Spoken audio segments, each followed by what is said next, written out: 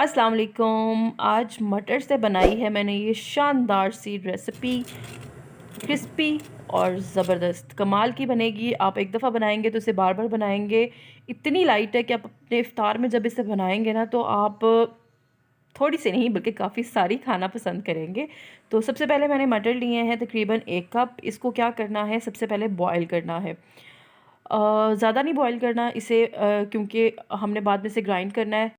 और ये 2 कप सूजी में मैंने 3 बड़े चम्मच राइस फ्लोर डाला है, 2 से 3 चम्मच दही डाला है और उसके बाद नीम गर्म पानी डाल के इसे मैंने अच्छे से मिक्स कर लेना है। यानी कि आप भिगो के रखना, कह लें कि सूजी को भिगो के रखना है। और जैसे ही आपकी सूजी अच्छे से मिक्स हो जाएगी, इसे थोड़ी देर के लिए छोड़ दें, फिर ये फूल जाएगी। हमने इसे थोड़ी देर के लिए रखना है इसलिए कि थोड़ी सी फूल जाए। अब ये बॉयल किए हुए मटर हैं, इसमें मैंने धनिया डाला है, हरी मिर्चें डाली हैं। अब इसको ग्राइंड कर लेना है। ये देखिए बड़ा फाइन सा पेस्ट बन गया। बिल्कुल हल्का सा पानी डालना है, ज़्यादा पानी नहीं डालना ग्राइंडर में। अच्छा, अब ये क्रश की हुई गाजरें हैं, तकरीबन 2 छोटी गाजरें थी, एक बड़ी गाजर भी आप ले सकते हैं, बहुत है इतनी। चॉप किए हुए प्याज है मेरे पास, और तकरीबन एक छोटा था। और ये जो सूजी रखी हुई थी वो अब मैंने इसमें डाल दी है। अब इसमें मसाले जाएंगे। सबसे पहले, अगर आपको मेरी वीडियो अच्छी लग रही है तो प्लीज़ इसको लाइक करके सब्सक्राइब करते हुए ज़रूर जाइएगा। और अगर आप बेल प्रेस करेंगे तो फिर आपको मेरी हर वीडियो का नोटिफिकेशन मिल जाया करेगा। तो ये इसमें मसाले डाल रही हूँ। नमक, सुर्ख मिर्च डाली है, गरम मसाला डाला है मैंने, और इसे अच्छे से मिक्स करूँगी। आप धनिया पाउडर भी इसमें डाल सकते हैं। अच्छा, मसाले इसमें आप चाहें तो मतलब थोड़ा सा देसी टच देने के लिए जो चाहें इसमें मसाले डाल सकते हैं, उससे कोई मसला नहीं है। इसको मिक्स बहुत अच्छे से करना है क्योंकि सूजी जो है वो अच्छे से मटर और गाजर के साथ मिक्स हो जाए तो ही टेस्ट अच्छा आएगा।